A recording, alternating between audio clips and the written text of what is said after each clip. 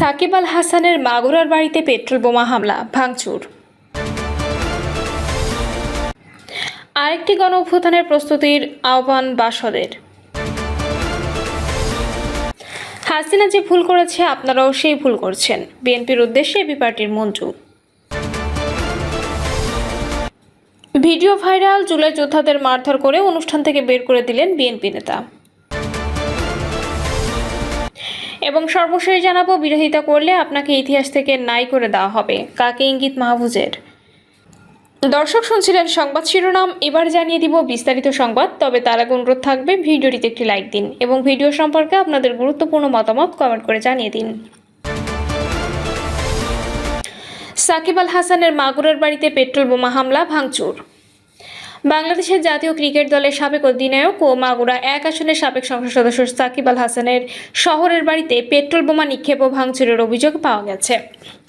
রাত 8:45টার দিকে মাগুরা শহরের কেশবমোড় এলাকায় সাকিবের পৈতৃক নিবাসে ঘটনা ঘটে। স্থানীয় সূত্রে জানা গেছে, অজ্ঞাত পরিচয় দুর্বৃত্তরা সাকিবের বাড়ির দক্ষিণ পাশের লোহার গেটের উপরের অংশ লক্ষ্য করে বিস্ফোরক সদৃশ একটি বস্তু নিক্ষেপ করে। বিকট শব্দে বস্তুটি বিস্ফোরিত হলে এলাকায় আতঙ্কের সৃষ্টি হয়। তবে এই ঘটনায় কোনো হতাহত বা বড় ধরনের ক্ষয়ক্ষতির খবর পাওয়া যায়নি। খবর পেয়ে রাত 9:15টার দিকে মাগুরা সদর থানা পুলিশের একটি দল ঘটনাস্থলে পৌঁছায়। তারা পুরো বাড়ি ও আশপাশের এলাকা পরিদর্শন করে আলামত সংগ্রহের চেষ্টা করেন। তাৎক্ষণিকভাবে এই হামলার সঙ্গে জড়িতদের শনাক্ত করা সম্ভব হয়নি। মাগুরা সদর থানার ভারপ্রাপ্ত কর্মকর্তা আব্দুল আল মামুন গণমাধ্যমকে জানান, ঘটনাটি পুলিশ গুরুত্বের সঙ্গে পর্যবেক্ষণ করছে। বাড়ির গেটে যে বস্তুটি নিক্ষেপ করা হয়েছে সেটি পেট্রোল বোমা কিনা তা এখনই নিশ্চিত করা বলা যাচ্ছে না। বিশেষজ্ঞ ও তদন্ত কর্মকর্তাদের মতামতের ভিত্তিতে নিক্ষিপ্ত বস্তুর ধরন সম্পর্কে নিশ্চিত হওয়া যাবে। পুলিশ আরও জানিয়েছে, কারা কী উদ্দেশ্যে এই ঘটনা ঘটিয়েছে তা উদ্ঘাটনের এরই মধ্যে তদন্ত শুরু হয়েছে। এলাকাটিতে বাড়তি সতর্কতা অবলম্বন করা হচ্ছে। এদিন দিল্লিতে অনুষ্ঠিত ক্ষমতাচ্যুত প্রধানমন্ত্রী শেখ হাসিনার সংবাদ সম্মেলনে অনলাইনে উপস্থিত ছিলেন সাকিব আল হাসান। 2024 সালের 5 আগস্ট দেশের রাজনৈতিক পট পরিবর্তনের পর থেকে অনেক সংসদ সদস্যের বাড়িতে হামলার খবর পাওয়া গেলেও সাকিবের বাড়িতে এই প্রথম এ ধরনের কোনো অপ্রীতিকর ঘটনার অভিযোগ উঠল। আরেকটি বড় অভ্যুত্থানের প্রস্তুতির আহ্বান বাসদের। বাংলাদেশের সমাজতান্ত্রিক দল মুক্তিযুদ্ধের চেতনা ও 2024 সালের জুলাই গণঅভ্যুত্থানের আকাঙ্ক্ষা বাস্তবায়নে বৈষম্যহীন বাংলাদেশ প্রতিষ্ঠার লক্ষ্যে শ্রমিক শ্রেণীর নেতৃত্বে আরেকটি বড় অভ্যুত্থানের প্রস্তুতি নেওয়ার আহ্বান জানিয়েছে। একই সঙ্গে যুক্তরাষ্ট্রের সঙ্গে সম্পাদিত বাণিজ্য চুক্তি বাতিল, বন্দর ইজারা দেওয়ার উদ্যোগ বন্ধ এবং বিদ্যুৎ গ্যাসের বর্ধিত মূল্য প্রত্যাহারের দাবি জানায়। জুলাই গণঅভ্যুত্থানের দ্বিতীয় বর্ষপূর্তি উপলক্ষে দলের কেন্দ্রীয় কমিটির উদ্যোগে বুধবার আয়োজিত বিক্ষোভ মিছিল ও সমাবেশে কর্মসূচিতে এসব দাবি জানান দলটির নেতারা। সমাবেশে বক্তারা বলেন, বাংলাদেশের জনগণ বারবার শোষণ ও বৈষম্যহীন সমাজ প্রতিষ্ঠার লক্ষ্যে গণ অভ্যুত্থানের পথ বেছে নিয়েছে। 1952, 1962 ও 1969 সালের আন্দোলনের ধারাবাহিকতায় মুক্তিযুদ্ধের মাধ্যমে স্বাধীনতা অর্জিত হলেও মুক্তিযুদ্ধের আকাঙ্ক্ষায় শ্রমিক কৃষকের গণতান্ত্রিক রাষ্ট্র প্রতিষ্ঠিত হয়নি। 1990 সালে স্বৈরাচার বিরোধী গণ অভ্যুত্থান ও 2024 সালের 5 আগস্ট ছাত্র জনতার আন্দোলনের মাধ্যমে সরকার পরিবর্তনের ঘটনা সেই ধারাবাহিকতার অংশ বলে তারা উল্লেখ করেন। নেতারা বলেন, 2024 সালের গণ অভ্যুত্থানের পর জনগণের মধ্যে সমাজ পরিবর্তনের আশা সৃষ্টি হলেও 2 বছর পর দেশের পরিস্থিতি সেই প্রত্যাশার বিপরীত দিকে চলে গেছে। নেতাদের অভিযোগ, জাতীয় নির্বাচনের আগে যুক্তরাষ্ট্রের সঙ্গে দেশের স্বার্থ বিরোধী একটি বাণিজ্য চুক্তি করা হয়েছে, যা বর্তমান সরকারও বহাল রেখেছে। এই চুক্তি দেশের শিল্প, কৃষি, কর্মসংস্থান, অর্থনীতি ও জাতীয় সার্বভৌমত্বের জন্য ক্ষতিকর হবে। বক্তারা আরও অভিযোগ করে বলেন, সরকার একদিকে বিদ্যুৎ ও গ্যাসের দাম বাড়াচ্ছে, অন্যদিকে বাজার মূল্যের চেয়ে বেশি দামে এলএনজি আমদানির পথে হাঁটছে। একই সঙ্গে রাষ্ট্রায়ত্ত শিল্প প্রতিষ্ঠান বেসরকারি খাতে হস্তান্তর, চট্টগ্রামের নিউ মরিন টার্মিনাল ইজারা দেওয়ার উদ্যোগেরও সমালোচনা করেন তারা। সমাবেশে ইরানের বিরুদ্ধে সৌদি আরবের নেতৃত্বাধীন প্রতিরক্ষা জোটে বাংলাদেশের যুক্ত হওয়ার সিদ্ধান্তেরও সমালোচনা করা হয়। হাসিনা যে ভুল করেছে আপনারাও সেই ভুল করছেন, বিএনপির উদ্দেশ্যে এবি পার্টির মঞ্জু।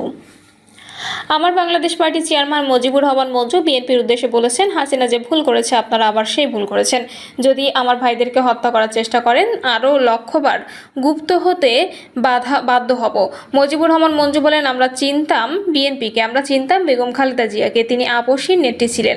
আজকে যেই বিএনপিকে আমরা চিনি, এই বিএনপি আপোষকামী বিএনপি। আমাদের কোনো কথা সালাউদ্দিন সাহেবের।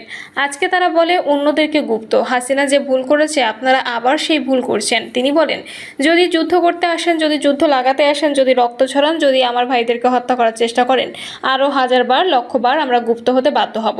গুপ্ত হওয়া কোনো অন্যায় নয়। উল্লেখ করে তিনি মঞ্জু বলেন, পরিস্থিতির কারণে যদি আপনি অস্ত্র হাতে তুলে নেন, যদি আপনি রক্ত ঝরান, যদি আপনি আবু সাইদ মুগ্ধর মতো মায়ের বুক খালি করার চেষ্টা করেন, সকল কৌশল গ্রহণ করা আমাদের জন্য সবার জন্য বৈধ।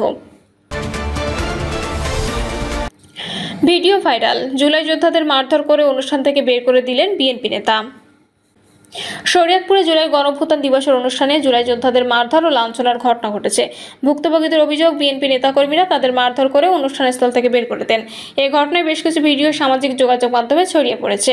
পৌরসভার অডিটোরিয়ামে এই ঘটনা ঘটে। প্রত্যক্ষদর্শী ভুক্তভোগী সূত্রে জানা যায়, জুলাই অভ্যুত্থানের দিবস উপলক্ষে জুলাই শহীদ পরিবার ও জুলাই যোদ্ধাদের সংবর্ধনা এবং আলোচনা সভার আয়োজন করে জেলা প্রশাসন।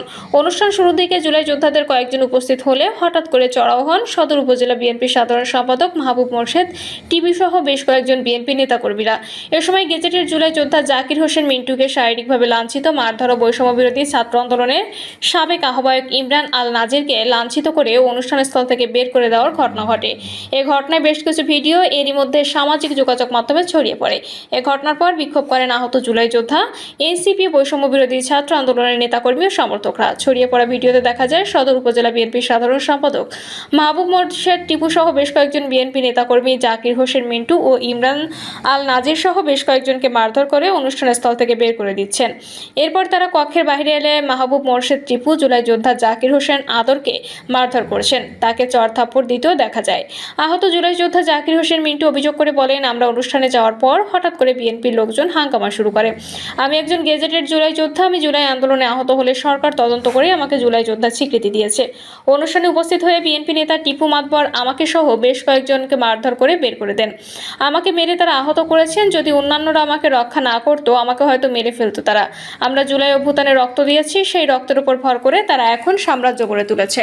আমাদের যে মারধর করা হয়েছে, সরকার কি পদক্ষেপ নেয় আমরা তো দেখতে চাই। বৈষম্য বিরোধী ছাত্র আন্দোলনের সাবেক আহ্বায়ক ইমরান আল নাজির বলেন, আমাদের বিএনপির লোকজন মারধর করেছে যা প্রশাসনের উপস্থিতিতে। প্রশাসন এখানে নীরব ভূমিকা পালন করেছে।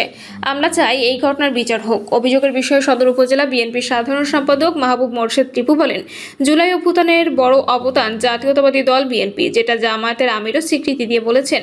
জুলাই অভ্যুত্থানের মাস্টার প্ল্যান ছিল তারেক রহমান। অভ্যুত্থানে ছাত্রদল, যুবদল ও বিএনপির যত লোক আহত নিহত হয়েছে তা অন্য কোনো দলের হয়নি। কিন্তু শরীয়তপুরের ইমরান আল নাজির সহ এনসিপি নেতাকর্মীরা তারেক রহমান ও তার পরিবারের বিরুদ্ধে কটূক্তিমূলক লেখালেখি করে থাকে। তারা এই অনুষ্ঠানে এসেও এ ধরনের কটূক্তিমূলক কথা বলায় আমাদের সঙ্গে কথা কাটাকাটি হলে এক পর্যায়ে তাদের আমরা বের করে দিয়েছি। বিষয়টি নিয়ে বক্তব্য চাইলে উপস্থিত জেলা পুলিশের অতিরিক্ত পুলিশ সুপার তানভীর হোসেন গণমাধ্যমে কর্মীদের বক্তব্য না দিয়ে অনুষ্ঠানস্থল ত্যাগ করেন। জানতে চাইলে জেলা প্রশাসক তাহসিনা বেগম বলেন, আমরা শান্তিপূর্ণভাবে অনুষ্ঠান শেষ করছি। তবে যেই অভিযোগটি এসেছে তা জেনে জানাতে পারবো, কেননা ঘটনাটি অনুষ্ঠান শুরুর আগে হলে হতে পারে। ফরমালি যখন অনুষ্ঠান শুরু হয়েছে তখন এ ঘটনা ঘটেনি। বিরোধিতা করলে আপনাকে ইতিহাস থেকে নাই করে দেওয়া হবে, কাকে ইঙ্গিত মাহফুজের। একটি দলে যোগ না দিলে আপনি প্রতিষ্ঠাতাদের কিংবা নীতি নির্ধারকদের একজন হলেও এই দলের লোকজন আপনার নামই নেবে না বলে মন্তব্য করেছেন সাবেক অন্তর্বর্তী সরকারের উপদেষ্টা মাহফুজ আলম। তিনি বলেছেন, একটি দলে যোগ না দিলে ওই দলের লোকজন আপনার নামই নেবে না। যদিও দলটি গড়ে তোলায় আপনি প্রতিষ্ঠানের কিংবা নীতি নির্ধারকদের একজন ছিলেন। দলের তৈরি কোনো ইভেন্টের ইতিহাসেও আপনার নাম নেওয়া হবে না, নিলেও তার দায় দেওয়ার জন্য নেওয়া হবে। নিজের ভেরিফাইড ফেসবুক আইডিতে দেওয়া এক পোস্টে তিনি এসব কথা বলেন। মাহফুজ আলম লিখেছেন, মুক্তির দিনে এসে এসব বেমানান তবু জানিয়ে যাই, ইতিহাস এক মাছের পুকুর কিংবা বাজার। তিনি বলেন, ইতিহাসের মাছ সার নেই তো বাস্তব। বড় মাছ মেজো বা ছোট মাছকে গিলে খাবে, মেজো বা ছোট মাছ আবার বড় হয়ে অন্যদের গিলে খাবে। গত 2 বছরে কি হয়নি এসব আবারও হবে, সময় এলে সেখানে অন্যরা থাকবে না। ফেসবুক পোস্টে মাহফুজ আলম আরও বলেন, আপনি একটি আদর্শ গ্রুপের বিরোধিতা করলে আপনাকে ইতিহাস থেকে নাই করে দেওয়া হবে, যেন আপনি ছিলেনই না, থাকলেও গাদ্দার হিসেবে ছিলেন। অন্যদিকে কোনোভাবে ওই আদর্শ গ্রুপের সঙ্গে তাল মিলিয়ে চলে প্রধান 2-4 পূত চরিত্রের একজন হয়ে ওঠা কোনো বিষয়ই ছিল না। তিনি আরও বলেন, একটি দল যোগ না দিলে ওই দলের লোকজন আপনার নামই নেবে না। যদিও দলটি গড়ে তোলায় আপনি প্রতিষ্ঠাতাদের কিংবা নীতি নির্ধারকদের একজন ছিলেন, দলের তৈরি কোনো ইভেন্টের ইতিহাসেও আপনার নাম নেওয়া হবে না, নিজেও দায় দেওয়ার জন্য নেওয়া হবে। যদিও আপনি ওই ইভেন্টের সব নীতি নির্ধারকদের অন্যতম একজন ছিলেন। পোস্টের শেষাংশে মাহফুজ আলম লেখেন, যার হাতে ক্ষমতায় সেই ইতিহাস লিখবে। এটা নিয়েও অভিযোগ করবে দলের বা আদর্শিক গোত্রের লোক, কারণ দলের বা আদর্শিক গোত্রের ক্ষমতারোহণ আহ্বানের জন্য ইতিহাসের উপর কর্তৃত্ব দরকার। ক্ষমতা আরোহণ করে তারা কার বা কাদের ইতিহাস লিখবেন, কাদের বাদ দেবেন সেটা বলাই বাহুল্য। প্রিয় দর্শক, এই ছিল এখনকার সর্বশেষ সংবাদ। আপডেট সব সংবাদ পেতে চ্যানেলটি সাবস্ক্রাইব করে বেল আইকনটি ক্লিক করে রাখুন।